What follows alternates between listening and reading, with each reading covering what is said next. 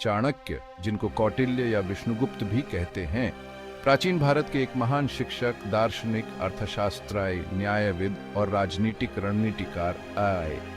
उन्हें पारंपरिक रूप से अर्थशास्त्र नामक प्राचीन भारतीय राजनीतिक ग्रंथ का रचयिता माना जाता है, जो अर्थशास्त्र, राजनीति, सैन्य रणनीति और राजनीति पर एक उत्कृष्ट कृति है। उन्हें व्यापक रूप से भारतीय इतिहास के सबसे प्रभावशाली विचारकों में से एक माना जाता है और उनकी शिक्षाओं का अध्ययन और बहस आज भी की जाती है। सम्राट चंद्रगुप्त मौर्य के शासनकाल में पहले अखिल भारतीय साम्राज्य मौर्य साम्राज्य की स्थापना में चाणक्य ने महत्वपूर्ण भूमिका निभाई। नंद वंश को उखाड़ फेंकने और भारतीय उपमहाद्वीप को एक शासन के अधीन एकजुट करने में उनकी चतुर राजनीतिक कुशलता और रणनीतिक प्रतिभा का महत्वपूर्ण योगदान था। अर्थशास्त्र और चाणक्य नीति जैसी उनकी कृतियों में निहित चाणक्य की शिक्षाएं मानव स्वभाव, शासन, कूटनीति और युद्ध की कला में गहन अंतर्दृष्टि प्रदान करती हैं। उनके विचारों ने भारतीय विचारों पर एक अमिट छाप छोड़ी है और दुनिया भर के नेताओं, नीति निर्माताओं और व्यक्तियों को प्रेरित करते रहते हैं। उनकी स्थायी विरासत के बावजूद चाणक्य के प्रारंभिक जीवन के बारे में विवरण रहस्य और किंवदंती में डूबे हुए हैं। ऐसा माना जाता है कि उनका जन्म 4वीं शताब्दी ईसा पूर्व में हुआ था, संभवतः तक्षशिला में, जो वर्तमान पाकिस्तान में स्थित शिक्षा का एक प्राचीन केंद्र था। कुछ वृत्तांतों से पता चलता है कि चाणक्य का जन्म का नाम विष्णुगुप्त था और बाद में उन्होंने अपने पिता चाणक्य, जो स्वयं एक प्रसिद्ध विद्वान थे, के नाम पर चाणक्य नाम धारण किया।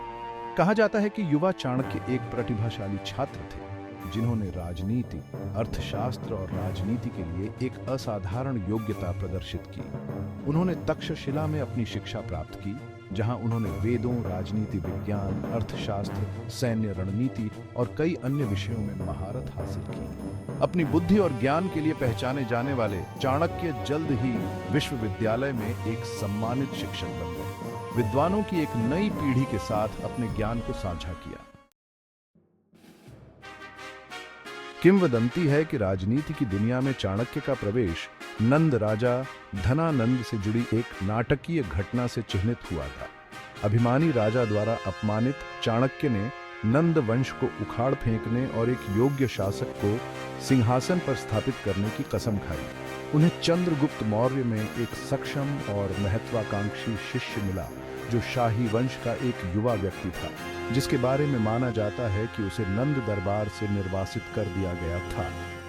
चंद्रगुप्त की क्षमता को पहचानते हुए चाणक्य ने उन्हें अपने अधीन ले लिया और उन्हें आवश्यक प्रशिक्षण और मार्गदर्शन प्रदान किया। चाणक्य के रणनीतिक मार्गदर्शन में चंद्रगुप्त ने एक फॉर्मिडेबल सेना खड़ी की और नंद साम्राज्य के खिलाफ कई अभियान चलाए। नंद साम्राज्य को अंदर से कमजोर करने में चाणक्य की राजनीतिक कुशलता, जासूसी कौशल और सैन्य रणनीति की समझ अमूल्य साबित हुई। 322 ईसा पूर्व में मौर्य साम्राज्य की स्थापना का मार्ग प्रशस्त करते हुए चंद्रगुप्त मौर्य और चाणक्य की रणनीतिक प्रतिभा की संयुक्त ताकतों ने अंततः नंद वंश का पतन किया। चाणक्य की महान कृति अर्थशास्त्र, स्टेटक्राफ्ट, आर्थिक नीति और सैन्य रणनीति पर एक व्यापक ग्रंथ है। 20वीं शताब्दी की शुरुआत में फिर से खोजा गया। यह प्राचीन पाठ शासन के लिए एक विस्तृत और व्यावहारिक दृष्टिकोण प्रदान करता है, जो एक आदर्श राज्य के कामकाज में अंतर्दृष्टि प्रदान करता है। अर्थशास्त्र में कूटनीति, जासूसी, कराधान, कानून और व्यवस्था, राजा की भूमिका और एक मजबूत सेना बनाए रखने के महत्व सहित कई तरह के विषयों को शामिल किया गया है। चाणक्य का मानना था कि एक शासक का अंतिम लक्ष्य राज्य और उसके लोगों का कल्याण और सुरक्षा होना चाहिए। उन्होंने एक मजबूत केंद्रीय प्राधिकरण की वकालत की, इस बात पर जोर दिया कि एक शासक को अपने विषयों द्वारा भयभीत और सम्मानित दोनों किया जाए।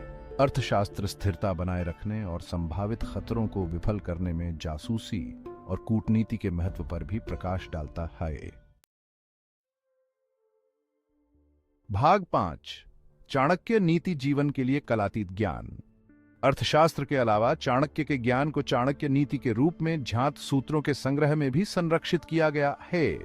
ये संक्षिप्त बातें जीवन के विभिन्न पहलुओं पर व्यावहारिक सलाह देती हैं, जिसमें दोस्ती, परिवार, धन, शिक्षा और मानव स्वभाव शामिल हैं। चाणक्य नीति कड़ी मेहनत, दृढ़ता और आत्मनिर्भरता के महत्व पर जोर देती है। यह लालच, क्रोध और अभिमान जैसे दोषों के प्रति आगाह करता है। व्यक्तियों को ईमानदारी, सत्यनिष्ठा और करुणा जैसे गुणों को विकसित करने का आग्रह करता है। उनकी शिक्षाएं अक्सर दुनिया के एक व्यावहारिक दृष्टिकोण को दर्शाती हैं, मानव स्वभाव की वास्तविकताओं और बदलती परिस्थितियों के अनुकूल होने के महत्व को स्वीकार करती हैं। चाणक्य नीति जीवन के सभी क्षेत्रों के लोगों के लिए प्रेरणा का स्रोत बनी हुई है, जो समय और सांस्कृतिक सीमाओं को पार करने वाले कालातीत ज्ञान की पेशकश करती है। भाग 6, व्यक्तित्व और दर्शन एक व्यावहारिक दूरदर्शी। चाणक्य को अक्सर एक चतुर रणनीतिकार, एक मास्टर मैनिपुलेटर और एक व्यावहारिक दूरदर्शी के रूप में चित्रित किया जाता है। उनकी शिक्षाएं मानवीय मनोविज्ञान, शक्ति की गतिशीलता और शासन की जटिलताओं की गहरी समझ को दर्शाती हैं। उनका मानना था कि साध्य साधनों को सही ठहराते हैं, राजनीतिक उद्देश्यों को प्राप्त करने के लिए एक व्यावहारिक दृष्टिकोण की वकालत करते हैं। स्टेटक्राफ्ट में जासूसी, कूटनीति और यहाँ तक कि धोखे पर चाणक्य के जोर ने कुछ लोगों को उन्हें एक क्रूर मैकियावेलियन व्यक्ति के रूप में देखने के लिए प्रेरित किया है। हालांकि यह याद रखना आवश्यक है कि चाणक्य का अंतिम लक्ष्य हमेशा राज्य और उसके लोगों का कल्याण था। उनका मानना था कि एक शासक को मजबूत और निर्णायक होना चाहिए, भले ही इसके लिए अपरंपरागत तरीकों का सहारा लेना पड़े। चाणक्य का दर्शन यथार्थवाद, व्यावहारिकता और समाज की भलाई के लिए गहरी चिंता का मिश्रण दर्शाता है। भाग 7, चाणक्य की मृत्यु के आसपास का रहस्य। उनके प्रारंभिक जीवन की तरह चाणक्य की मृत्यु के आसपास की परिस्थितियां रहस्य और परस्पर विरोधी खातों में डूबी हुई हैं।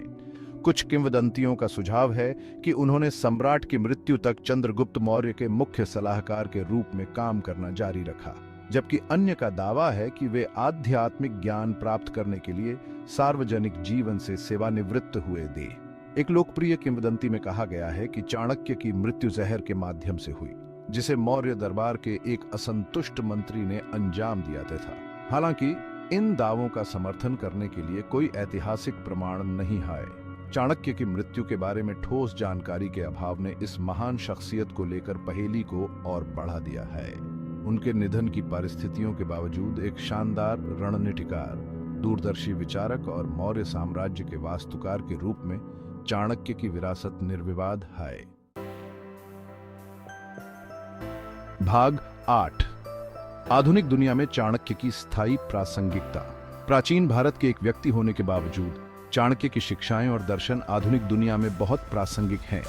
मानव स्वभाव, नेतृत्व, शासन, अर्थशास्त्र और अंतरराष्ट्रीय संबंधों में उनकी अंतर्दृष्टि आज भी उतनी ही प्रासंगिक है जितनी सदियों पहले थी। अर्थशास्त्र, कूटनीति, जासूसी और राष्ट्रीय सुरक्षा पर अपने जोर के साथ अंतरराष्ट्रीय संबंधों की जटिलताओं को नेविगेट करने वाले समकालीन नीति निर्माताओं के लिए बहुमूल्य सबक प्रदान करता है। मजबूत नेतृत्व, नैतिक शासन और लोगों के कल्याण पर चाणक्य का जोर एक कालातीत आदर्श बना हुआ है।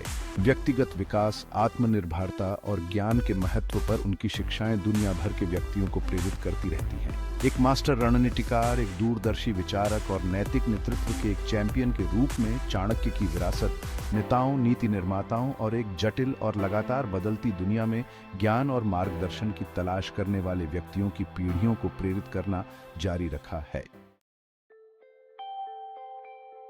भाग 9, निष्कर्ष। अमर रणनीतिकार।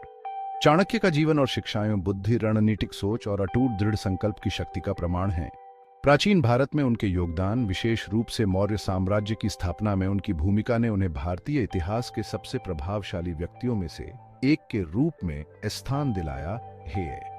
अर्थशास्त्र और चाणक्य नीति सहित उनकी रचनाओं का अध्ययन विद्वानों, नीति निर्माताओं और नेतृत्व, शासन और मानवीय स्वभाव की जटिलताओं में अंतर्दृष्टि प्राप्त करने वाले व्यक्तियों द्वारा किया जाता है और उन पर बहस की जाती है। चाणक्य का कालातीत ज्ञान सांस्कृतिक और लौकिक सीमाओं को पार करता है, जो आधुनिक दुनिया की चुनौतियों का सामना करने के लिए बहुमूल्य सबक प्रदान करता है।